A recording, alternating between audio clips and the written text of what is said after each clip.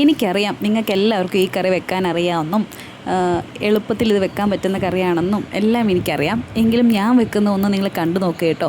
Skip ചെയ്യില്ലേ. കിടു ഒരു കറിയാണ്. കുഞ്ഞുമക്കൾക്കും വലിയവർക്കും എല്ലാം ഒരുപോലെ ഇഷ്ടപ്പെടുന്ന ഒരു കറിയാണ്. പ്ലീസ് ഒന്ന് ട്രൈ ചെയ്ത് നോക്കണേ. സ്കിപ്പ് ചെയ്യല്ലേ, മുഴുവനായി കാണണേ. ഹലോ ഗായ്സ്, നമ്മളിപ്പോൾ ഇവിടെ ചെയ്യാൻ പോകുന്നത് ഒരു സിമ്പിൾ തക്കാളിക്കറിയാണ് കേട്ടോ. തക്കാളിക്കറി ഇപ്പോൾ ആർക്കാ കറി വെക്കാൻ അറിയാൻ വയ്യാത്തതെന്ന് ആരും ചോദിക്കരുത്. ഇത് കുഞ്ഞുമക്കൾക്കൊക്കെ സ്കൂളിൽ കൊണ്ടുപോകാനും, കുഞ്ഞുമക്കൾക്ക് മാത്രമല്ല കേട്ടോ, വലിയവർക്കും കഴിക്കാം. എങ്കിലും ഞാൻ എൻ്റെ മക്കൾക്ക് രാവിലെ സ്കൂളിൽ കൊണ്ടുപോകാനായിട്ട് എളുപ്പം വെക്കുന്ന ഒരു ചാറുകറിയാണ് തക്കാളി ചാറുകറി. സിമ്പിളാണേ. അതുപോലെ അറിയാത്തവർക്ക് ഇത് വേഗത്തിൽ പഠിക്കാൻ പറ്റുന്ന ഒരു തക്കാളി ചാറുകറിയും കൂടിയാണ്. ആദ്യമേ തക്കാളി നന്നായി കഴുകിയെടുത്തതിന് ശേഷം അരിയുക. ഞാനിപ്പം കുറേ പാത്രത്തിലോട്ടൊന്നും അരിഞ്ഞരിഞ്ഞ് മാറ്റാത്തത് എനിക്ക് 3 കുഞ്ഞുങ്ങളാണ്. അപ്പോൾ എല്ലാവരെയും കൂടെ കെയർ ചെയ്യുന്ന സമയത്ത് ഈ പാത്രങ്ങളെല്ലാം എടുത്ത് കഴുകി വെക്കാൻ ഭയങ്കര പാടാണ്. അപ്പം ഞാൻ കറിച്ചട്ടിയിൽ തന്നെ നന്നായിട്ട് തക്കാളിയും സബോളയും പച്ചമുളകും വെളുത്തുള്ളിയും എല്ലാം നന്നായി അരിഞ്ഞ് ചേർത്തതിന് ശേഷം ഇച്ചിരി മഞ്ഞൾപ്പൊടിയും ഉപ്പും കുറച്ച് വെള്ളം ഒഴിച്ചിട്ട് ഞാനത് അടുപ്പിൽ വേവിക്കാൻ വെക്കുന്നുണ്ട് കേട്ടോ.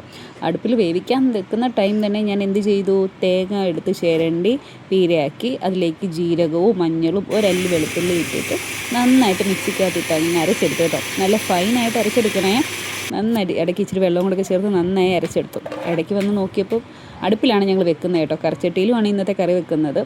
അപ്പം വെന്തോന്ന് നോക്കി, വെന്തിട്ടില്ല, തിളച്ച് വരുന്നതേ ഉള്ളൂ. ഒന്നും കൂടി മൂടി വെച്ച് നന്നായി വേവിക്കാൻ വെച്ചു. ഒരു 5 മിനിറ്റ് കഴിഞ്ഞ് വന്ന് നോക്കിയപ്പോൾ നന്നായി വെന്തിട്ടുണ്ട്. അപ്പം ഞാൻ അതിലേക്ക് നമ്മൾ നേരത്തെ അരച്ച് വെച്ച് എന്ത് ചേർത്ത് കൊടുത്തു, അരപ്പ് ചേർത്ത് കൊടുത്തു കേട്ടോ.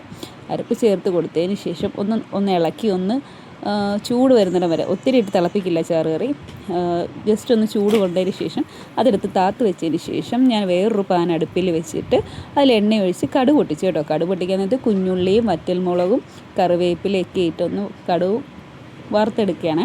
ഞാനൊരു ശക്കൽ മുളക് പൊടി ഇടുന്നുണ്ട്, ചോയ്സാണ്. എനിക്ക് മഞ്ഞ കളറിലെ ചാറുകറിയോട് ഇഷ്ടം. ഇച്ചിരി മഞ്ഞയും ചുവപ്പും കൂടെ കലർന്ന ചാറുകറിയാണ് കേട്ടോ. അപ്പം ഞാനത് താളിച്ച് അതിലേക്ക് ചേർത്ത് ഒന്ന് ഇളക്കി കൊടുത്തപ്പോൾ നമ്മുടെ ചാറുകറി റെഡി ആയിട്ടുണ്ട്. എല്ലാവരും ഒന്ന് ചെയ്ത് നോക്കണം കേട്ടോ. സിമ്പിളാണ്, എനിക്കിഷ്ടമാണ്, നല്ല ടേസ്റ്റുമാണ്. അപ്പം ചാറുകറി ഇത്രയേ ഉള്ളൂ. അപ്പം എൻ്റെ വീഡിയോ ഇഷ്ടപ്പെട്ടെങ്കിൽ, ചാറുകറി ഇഷ്ടപ്പെട്ടെങ്കിൽ എല്ലാവരും ഒന്ന് ലൈക്ക് ചെയ്യുക, സബ്സ്ക്രൈബ് ചെയ്യുക, ഷെയർ